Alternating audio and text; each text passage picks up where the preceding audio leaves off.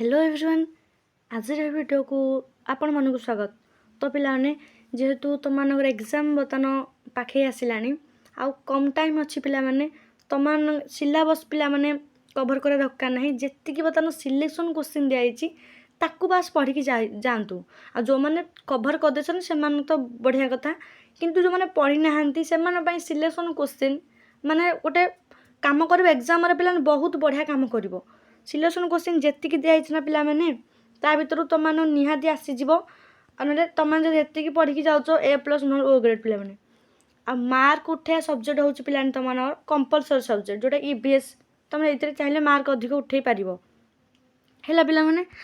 आ पिला तुम आसी जाइए तुम बर्तमान EVS सिलेक्शन क्वेश्चन तुम जो कमेंट करूँ मैम EVS सिलेक्शन क्वेश्चन आणतु जो VSC तुम अच्छी VSC पेपर आउ रहा पिला माने तुमकर अलरेडी दिया सरी honours paper science all honours all minor selection question दिया सरी ता सहित AC ओडिया जो दिखाई AC ओडिया सब पिला जो कंपल्सरी अच्छी सब यूनिवर्सिटी पिला माने प्लेलिस्ट तुम सिलेक्शन क्वेश्चन पाइज तुम से भी ना वीडियो सेक्शन चेक कले पाइज आम चैनल को जो मैंने नुआ आसुँच चैनल को जाए सब्सक्राइब करना चैनल को सब्सक्राइब कर रखि नियंतु एवं टेलीग्राम चैनल पिला माने जॉइन हो जातु सब प्रकार PDF पाइबापी ये आज EVS तुम सिलेक्शन क्वेश्चन सैले आंसर वीडियो आसीज आंसर वीडियो पर तुम मानकर सब PDF एकाधर मु टेलीग्राम रे शेयर करदेवी जो तुम किसी प्रोब्लेम हेनी पिलाने खोजापी तो देख पिलाने गोटे गोटे करके डिस्कसन करवा most important question selection question देख पिला तुम देती explain the concept of an ecosystem ecosystem माने कौन पिलाने अच्छी पिलाने ओडिया रे भी अच्छी पिलाने तुम देखा तो रुह पिला मुझे देखे दूँ तुमकर ये तुमकर ओडिया रे भी देती पिलाने तुमने किसी व्यस्त हूँ बहुत ओडिया और इंग्लिश सिलेक्शन क्वेश्चन दिखाई किसी व्यस्त हवा दरकार ना खाली बास तुमकर ये क्वेश्चन आंसर दिहब ताकू ही बास खाली थोरोली पढ़ार अच्छी पिलाने discuss the mechanism of energy flow in an ecosystem with suitable examples तो पिलाने ये तुम देती ओडिया पिलाने नेक्स्ट डिस्कसन करवा तुमने व्यस्त होनी totally what is an ecological pyramid माने कौन तार डिफरेंट टाइप्स जो अच्छी तो ताकू डिस्कसन तुमने कर आ तार सिग्निफिकेंस पिलाने कौन अच्छी नेक्स्ट को जीवा discuss forest resource as an important natural resource mention major types of forest resource and their ecological importance then देखिया पिला माने बायोजियोकेमिकल साइकिल माने कौन आ तार रोल कौन कौथिरे ना इकोलॉजिकल बैलेंस मेंटेन करियारे तार रोल कौन अच्छी एग्जांपल सह तुमको डिस्कसन करियार अच्छी पिलाने किछि नाही केमिति कौन लिखिबो न आसले कौन करिवो तापरे पूरा दमदार वीडियो आसे को जाउची काली पदिन दी दिन भितर तुम दमदार वीडियो आसे को जाउची से पिलाने सबू तुम डाउट क्लीयर हो केमी कौन लिख मार्किंग सिस्टम कौन केमी लिखले अधिक मार्क पाइब केमी हाई स्कोर कर बसबे तुमकर सबू डिटेल्स पिलाने से वीडियो मुझे कहि व्यस्त हूँ टोटाल कहीं हाँ पिलाने कीवर्ड को फॉलो करिवो ये आंसर पिलाने जो दिया तुम पढ़ी से कीवर्ड को पिलाने फॉलो करिवो से कीवर्ड जो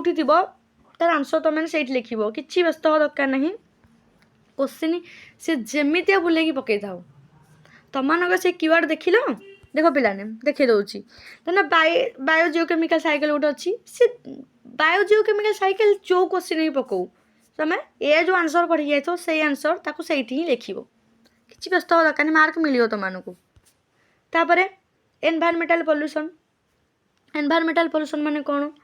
तापर मेजर कज हार्मफुल इफेक्ट प्रिवेंशन और रिमेडियल मेजर्स जो अच्छी तार डिस्क्राइब कर explain concept of environment concept कौन तार स्कोप इंपोर्टेंस आउ need of public awareness regarding environmental protection तापर डिस्कसन कर तुम पिला माने व्हाट आर नेचुरल रिसोर्स कौन तापर डिफरेंस लिख रिन्यूएबल आउ नॉन रिन्यूएबल रिसोर्स एग्जांपल सह तुमने लिख नेक्स्ट 8 नंबर क्वेश्चन पिलाने ओडिया अच्छी ओडिया रे मु क्वेश्चन डिस्कसन करी व्यस्त होनी लास्ट पर्यंत देख video explain major types of natural resources तापर ता problems associate with their over exploitation and misuse जो अच्छी तापर तुम डिस्कशन करिवो देन 9 रे क्वेश्चन देखिबा discuss the significance and objective of the environmental protection act तापर explain why it is necessary for environmental conservation and sustainable development को पेटा दरकार बिले नेसेसरी तापर बायोडाइवर्सिटी इंपोर्टेंट क्वेश्चन आ द इंपोर्टेंस लिखिबो जो हमर इकोलॉजिकल स्टेबिलिटी आ ह्यूमन सर्वाइवल रे तार इंपोर्टेंस कोन अछि मेंटेन करियारे नेक्स्ट डिजास्टर पिला तुम जानती या विषय तुम पहले इजिली मनरू भी लिखिपार पे तापर क्लासिफिकेशन कर पे नेचुरल आ मैन मेड एग्जांपल सह तुम यहाँ जानती सुनामी हेरिका जो अच्छी तो तापर तुम मैंने इजिली लिखिपार कोड़ा मैन मेड कोड़ा नेचुरल तापर कजेस आ इफेक्ट ऑफ डिजास्टर कौन कौन कजेस अच्छी आ इफेक्ट ताको लिखिबो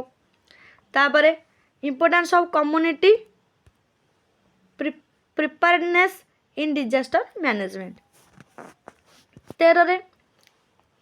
explain the disaster management cycle तापर 4 मेजर फेजेस विथ एग्जांपल सह लिखिबो 14 रे what is an early warning system explain its objective importance and key stakeholders involved in disaster warning system तापर discuss pre disaster preparedness measures explain the steps to be taken by different government department before the occurrence of a disaster पूर्व की steps तो माने follow करिवो तो ता ऊपर भी तो माने लिखिबो इजिली पिला माने मन रे भी तो लिखि पारिबो इजिली जदि कांसेप्ट को बुझिथिबो कोन explain the survival skills required during and after a disaster highlight those strategies that help individual and communities cope with emergencies से कहला पिला ने कोन ड्यूरिंग एंड आफ्टर डिजास्टर जो अच्छी डिजास्टर होची डिजास्टर समय डिजास्टर पर जो तार सर्वाइवल स्किल्स अच्छी रिक्वायर्ड होची तो ता ऊपर लिखिबे देखो पिला ने ओडिया को जिबा तन देखो पिला ने परिवेश तंत्र रो धारणा व्याख्या करो परिवेश तंत्र शक्तिर प्रवाह किपरि घटे ता आलोचना करिवो पहले एका क्वेश्चन खाली यहाँ इंग्लीश था यहाँ ओडिया अच्छी बास कनसेप्ट पे मैंने क्लीयर रहा कनसेप्ट तुम इंग्लीश बुझीदेव बुझी सारे पर पे निज ओन लैंग्वेज लिखली तुमको मार्क मिल पाने कि व्यस्त हवा दरकार नहीं परिचित पिरामिड मान जो इकोलॉजिकल पिरामिड कौन यार विभिन्न प्रकार परिवेश अध्ययन यार गुरुत्व को